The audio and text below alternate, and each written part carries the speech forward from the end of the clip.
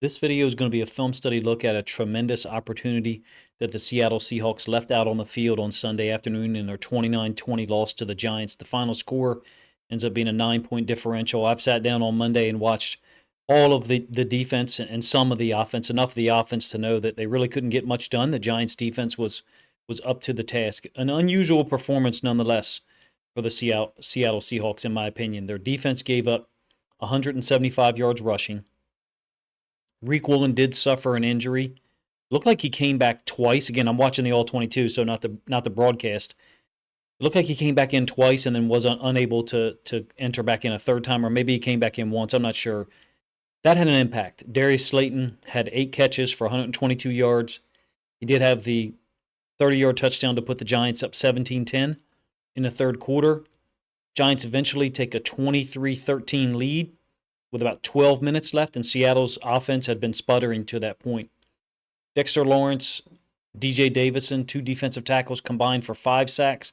I think New York had 7 sacks overall, 10 quarterback hits. The offensive line play really limiting this Seattle offense that has a lot of talent, obviously with the receivers or running backs on the field, but only able to generate 30 yards rushing on the day between the 2 running backs, it is.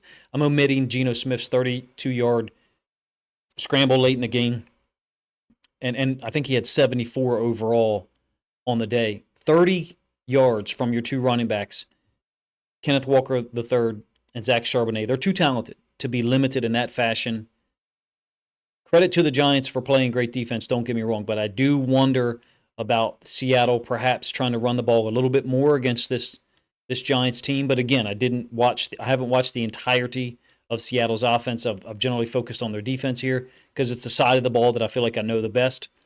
Despite all those issues, and despite the 7 sacks and 10 quarterback hits, somehow they're able to pull within 23-20. I think 2:13 left in the fourth quarter here on this touchdown to JSN, wide open in the middle of the field. He's just reading the inside linebacker.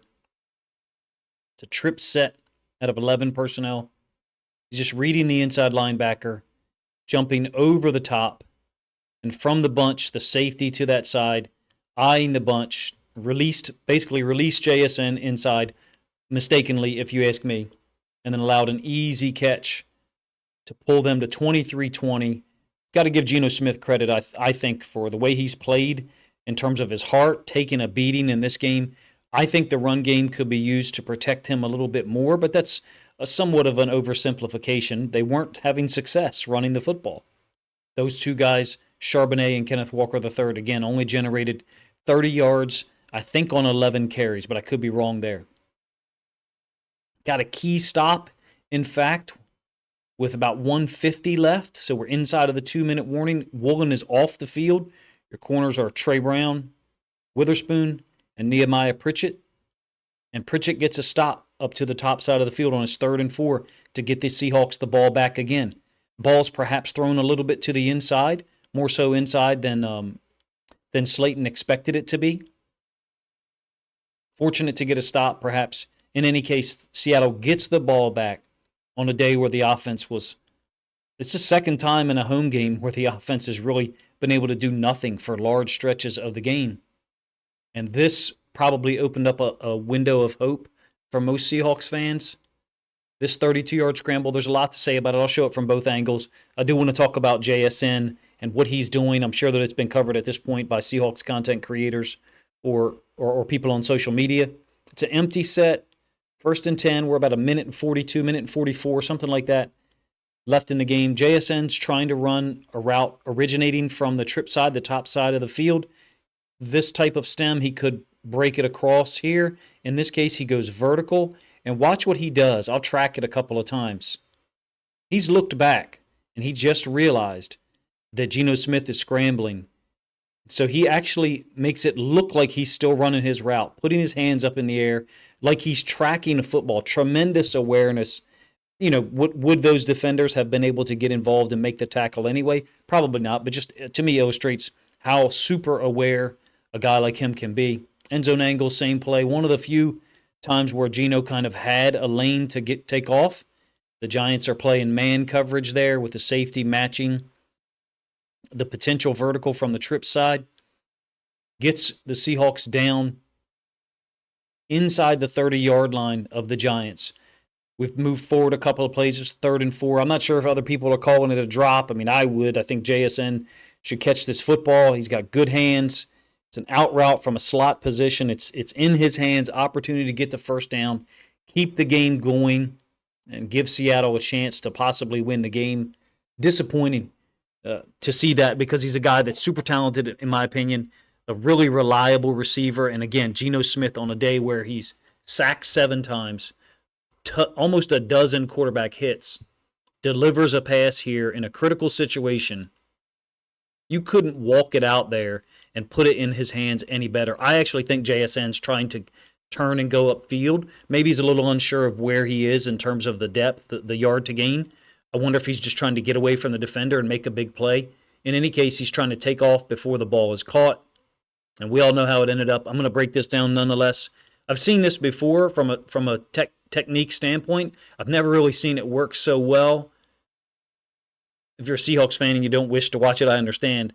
So I believe this is Lawrence in here, and he's going to take the guard and jab him down.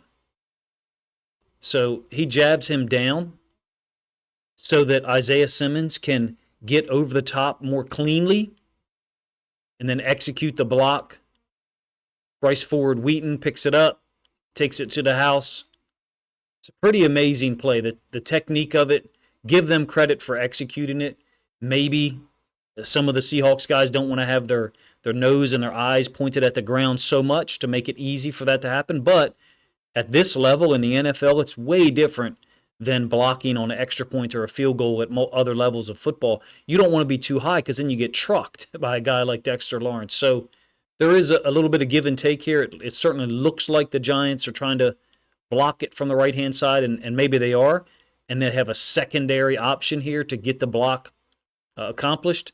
Isaiah Simmons, a freak athlete, looks like he's going to rush. Now, at this point in time, moving forward, if you see an athlete lined up in the A-gap, maybe the Seahawks or any blocking offensive line, for that matter, needs to recognize that that's the potential scheme that's coming.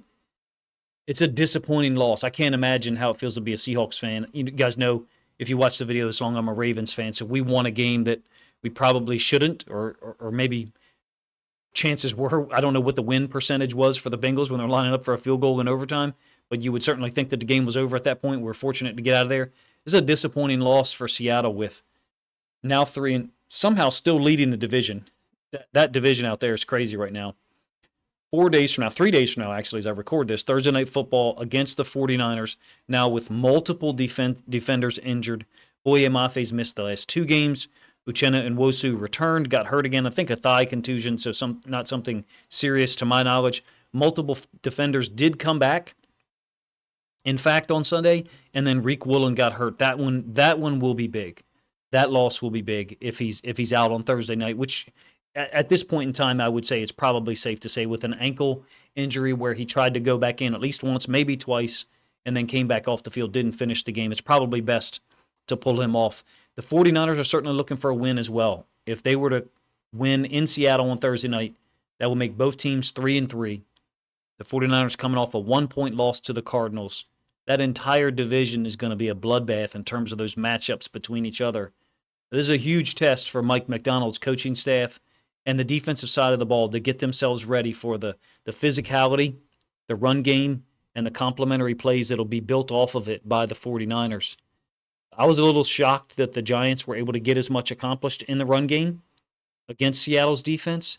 Perhaps that's a more systemic or longer-term issue than I'm aware.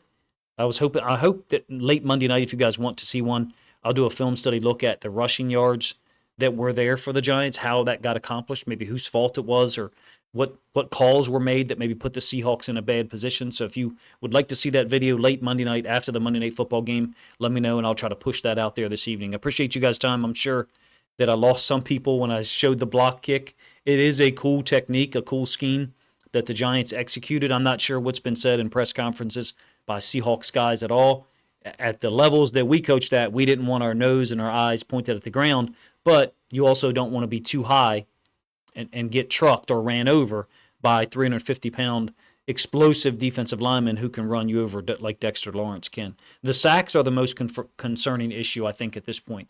The offensive line instability, well, actually, you're looking at consistency of pressure that's been put on Geno Smith in multiple games this year. That's the part that concerns me for Seahawks fans and for the offense, for the team moving forward. You guys let me know what your thoughts are on the plays that I picked out to illustrate how the opportunity was missed or blocked in this case to really steal a win where perhaps you didn't deserve it from a defensive standpoint. Appreciate you guys' time, man. If you think other Seahawks fans would like to listen to and maybe watch the thoughts that I had on the game, their first home loss drops them to 3-2, then please consider grabbing a link to this video, sharing it out on social media to help this content get more reach.